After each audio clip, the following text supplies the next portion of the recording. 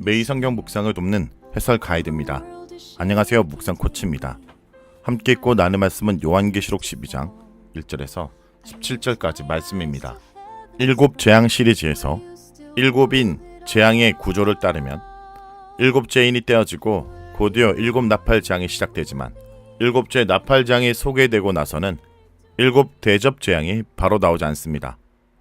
대접 재앙은 서론적 무대 설정을 하는 15장과 본격적인 7개의 재앙을 소개하는 16장에 와서야 비로소 나오게 됩니다. 그 사이 위치한 부분이 바로 교회가 직면한 아까의 전투 장면을 묘사하는 계시록 12장에서 14장입니다. 그 가운데 12장은 악의 우두머리에 해당하는 마귀라고도 하고 옛 뱀이라고도 하는 용의 공격에 관한 것입니다. 여기서 용은 여자가 낳은 아이인 예수님을 공격하고 또한 여자가 상징하고 있는 교회를 무너뜨리려고 공격을 가합니다. 12장은 예수님이 승리하시고 용은 이미 패배했음을 말해주고 있습니다. 12장의 핵심 키워드를 말한다면 영적 전투입니다. 영적 전투의 상대는 전에 첫 인류를 타락으로 떨어뜨렸던 옛 뱀인 큰 붉은 용입니다. 용의 공격은 무시무시하지만 두려워할 필요는 없습니다. 본문의 중심인 여자의 아이 메시아가 용으로부터 승리하셨기 때문입니다. 용이 또 다른 등장인물인 여자, 곧 교회와 싸우지만 역시 승리는 교회의 것이 될 것입니다. 1절부터 보겠습니다. 1절은 해를 입은 여자입니다. 맨 처음 등장한 인물은 해를 입은 한 여자입니다. 교회를 가리키는 상징입니다. 여자가 해를 입은 것은 영광스러움을, 그 발 아래는 달이 있고 라는 것은 교회에서 만물을 지배하는 권세가 있음을, 그 머리에 12별의 면류관을 썼더라 라는 것은 교회의 승리를 말해줍니다. 2절은 아이의 해산입니다. 여자가 고통 가운데 아이를 출산합니다. 이 아이는 예수님이십니다. 여인이 배가 아파서 애를 쓰고 있는 모습은 구약 교회가 고난 속에서 예수님의 오심을 기다리는 모습을 가리킵니다. 3절은 붉은 용의 등장입니다. 여자와 아이를 대적할 용이 싸움 상대로 등장합니다. 그는 머리가 7이고 볼이 10인데 머리에는 7 왕관을 쓰고 있습니다. 7이라는 숫자는 주로 하나님의 온전함을 지칭할 때 쓰이는데 용이 그 수를 사용하는 것을 통해 하나님을 모방하는 존재라는 것을 볼 수 있습니다. 볼이 10이라는 것은 절대 권력을 말해주는 표현입니다. 4절은 용이 아이를 삼키려 하는 내용입니다. 용의 공격이 시작됩니다. 용의 꼬리는 하늘에서 별들의 3분의 1을 끌어옵니다. 용은 하나님의 질서를 파괴하는 파괴자입니다. 용은 여자가 아이를 낳는 것을 기다렸다가 삼키려고 합니다. 마태복음 2장에서 실제로 예수님이 태어났을 때 용이 헤롯을 사용하여 예수님을 죽이려고 시도하였습니다.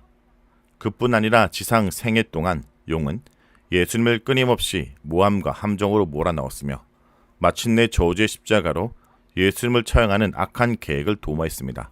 5절은 아이의 정체와 승리, 교회의 강야 도주와 보호입니다.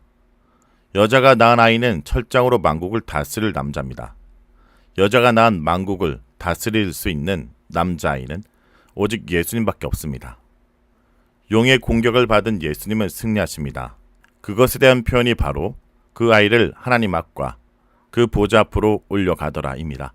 예수님의 지상적 삶에 대해서는 생략하고 즉시 예수 그리스도의 승천과 보좌의 직유한 사실만을 보다는 것을 통하여 그분의 승리를 직접적으로 설명하고 있습니다. 하늘로 승천하신 예수님을 더 이상 공격할 수 없게 된 용은 여인을 공격 대상으로 삼습니다. 용의 집중적 공격을 받은 교회는 강야로 도망합니다.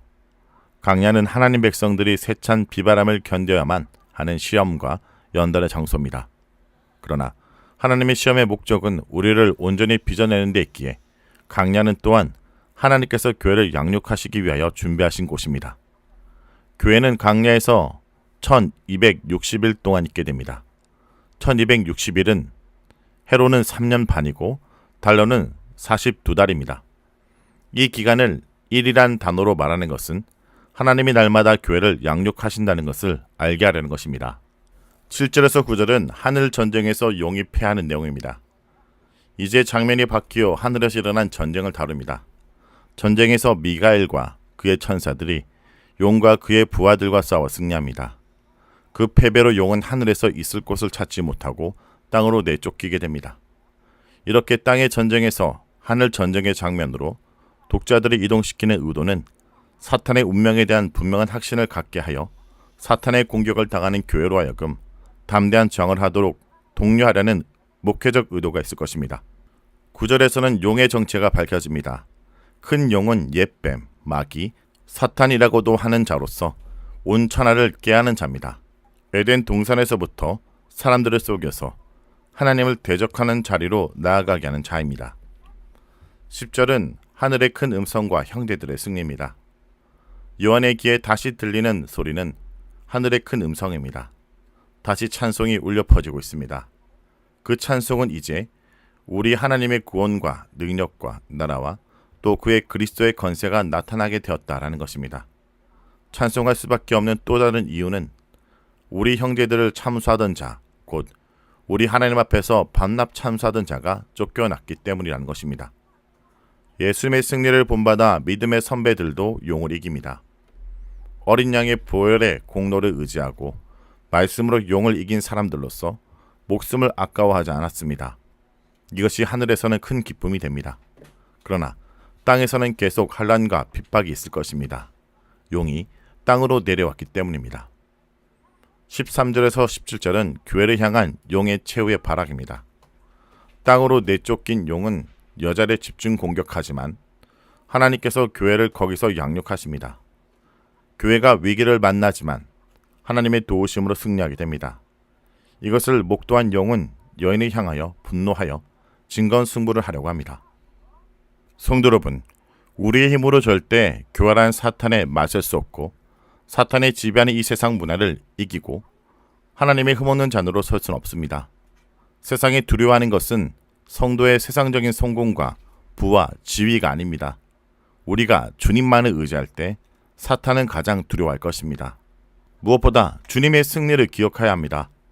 우리의 고통 전에 주님의 고통을, 우리 싸움 전에 주님의 싸움을, 땅의 전투 이전에 하늘의 전투를, 우리의 승리 이전에 주님의 승리가 있음을 기억해야 합니다. 주님 안에 있을 때 그분의 승리가 곧 우리의 승리이기 때문입니다. 주와 함께 주를 의지하며 오늘도 담대히 이 영적 전쟁에 참여하길 원합니다. 말씀을 놓고 기도하겠습니다. 주님, 요한계시록 12장을 통해 우리의 삶이 영적 전투라는 것을 깨닫게 하심을 감사드립니다.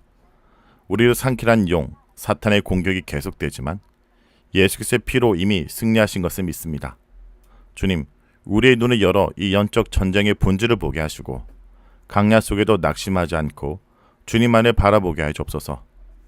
우리 안에 복음을 향한 담대함을 부어주시고 어린 양의 피와 복음의 증언으로 세상을 이기게 하여 주옵소서. 예수님의 이름으로 기도합니다. 아멘.